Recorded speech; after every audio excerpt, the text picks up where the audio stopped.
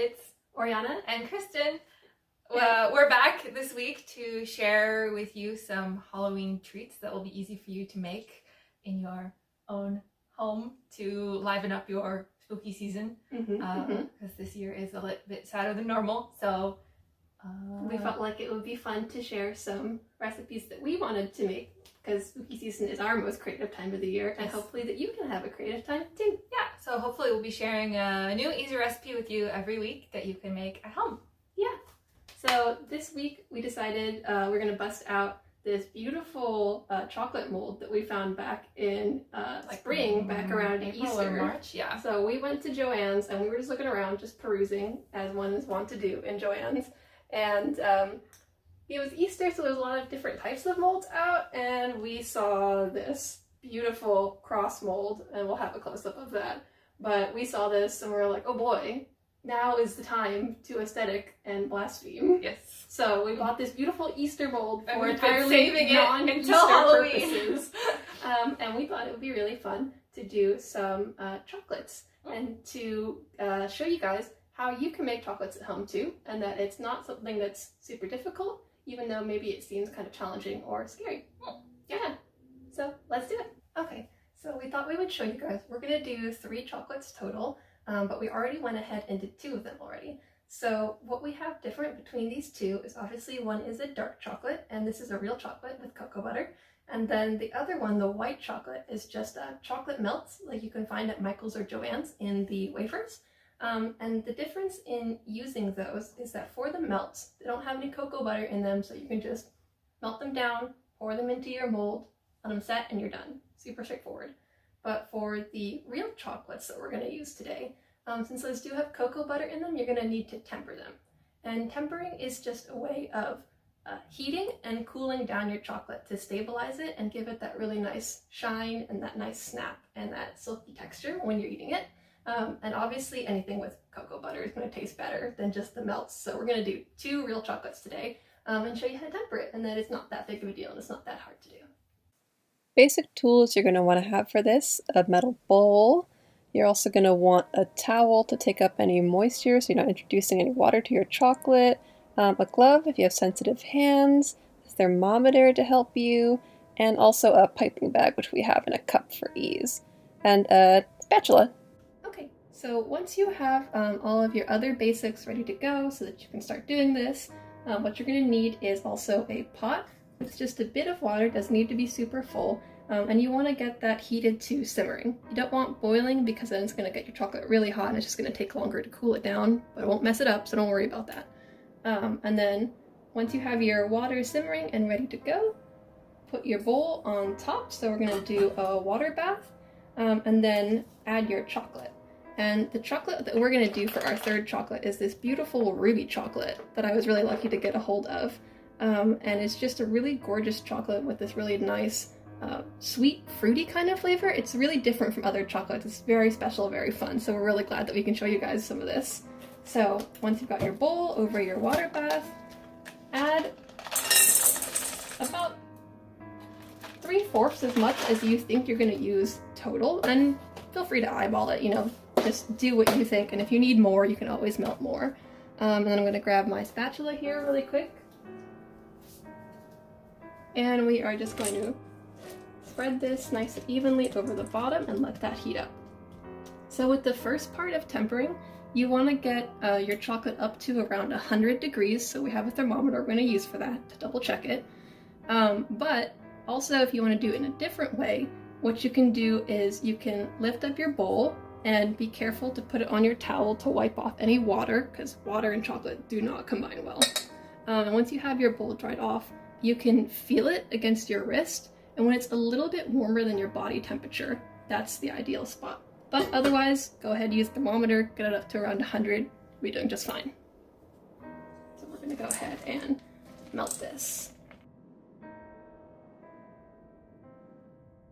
So now we have our chocolate melted, and you can see on our thermometer around 110. So for a ruby chocolate, about 100 to 110 is a perfect temperature to start with.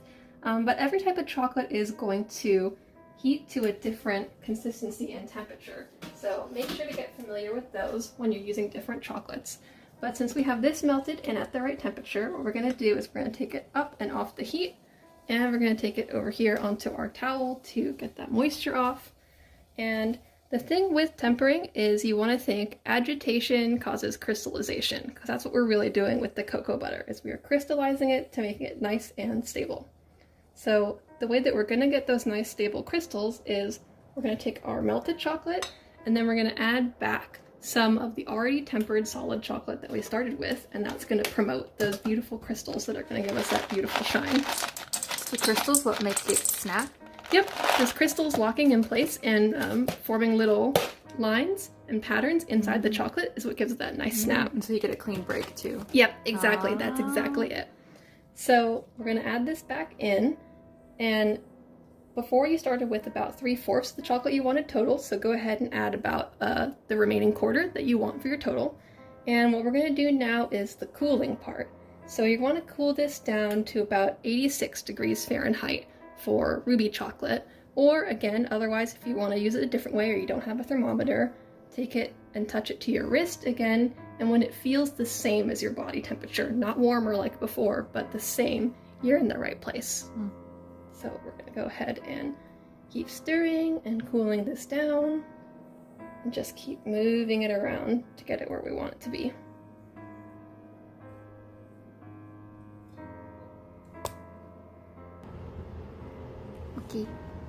Okay, and then just a little tip for you guys while we keep stirring and cooling this chocolate. A tip for molds.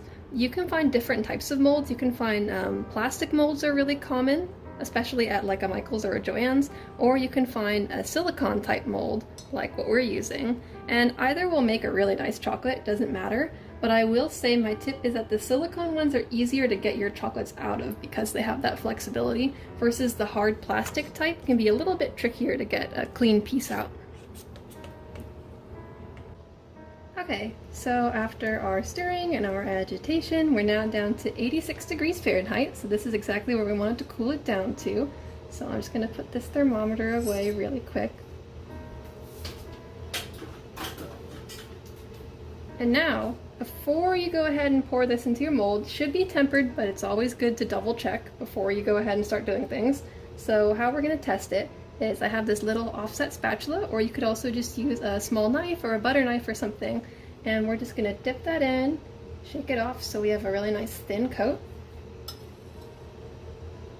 And what you're going to want to do now is just set this down somewhere where it can rest for a little bit, and you know you've tempered your chocolate correctly when in about 5 minutes that sets with a really nice sheen. So we're going to give that time to set, and then we're going to come back. So how do you know when you've gone wrong?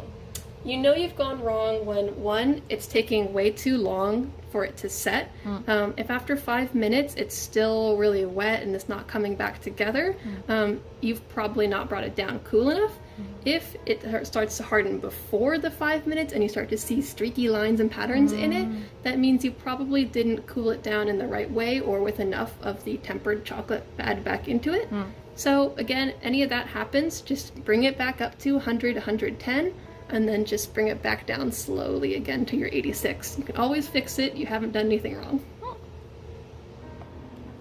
Okay, so our 5 minutes is up, and you can see it's got this beautiful glossy sheen to it, and when you give it a light touch, it's all set, it's not wet, so this is great. We have our beautiful chocolate in temper. Now all we have to do is pour it into this piping bag, which we have in this cup ready to go, and then pipe it into our mold. So let's do it.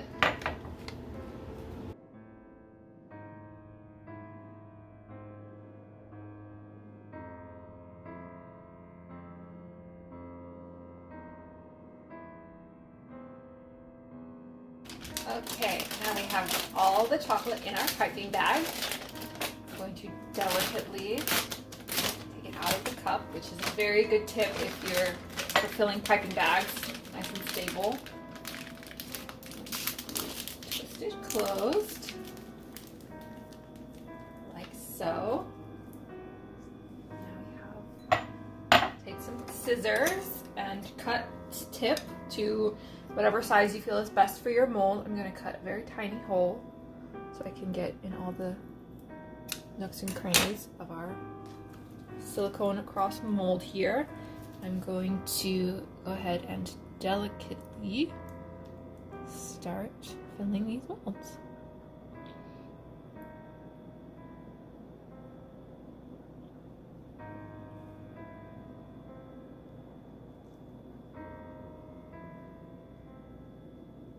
And when you're filling these guys, go ahead and fill it pretty close up to the rim. If you have a little bit that's welling up, just a tiny bit up and over, that's actually perfect. We'll go back in and scrape it flat afterwards. Like that? Yep, that's just right.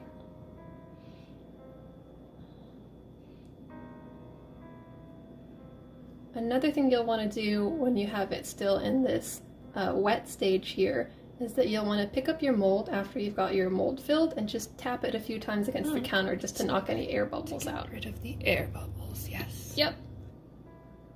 So another fun thing you guys can do, and it's especially easy if you use the melts, is if you find an oil-based flavor or an oil-based color, you can add that to your chocolate and you can do any sort of fun colors or flavors that you want.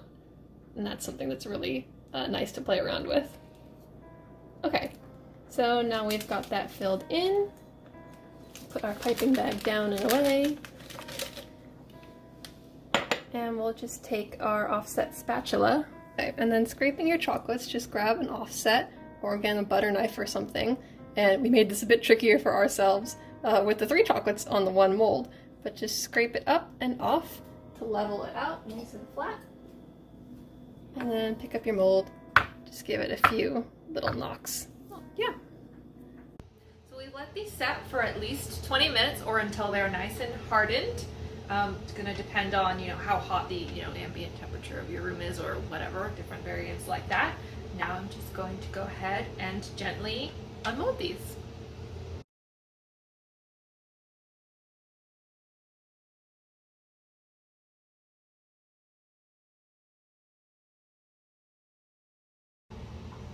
Oh, they look beautiful.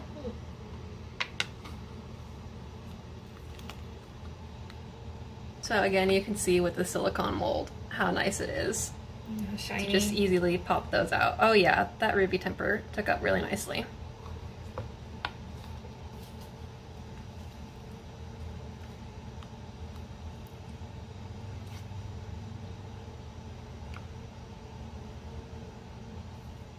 So we'll unmold the rest of these bad boys.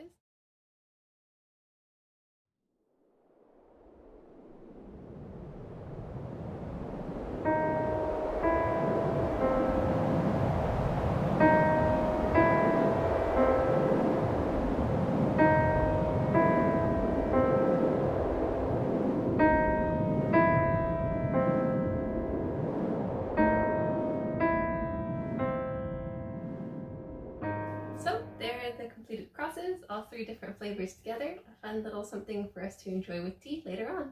Happy Halloween! Happy Halloween!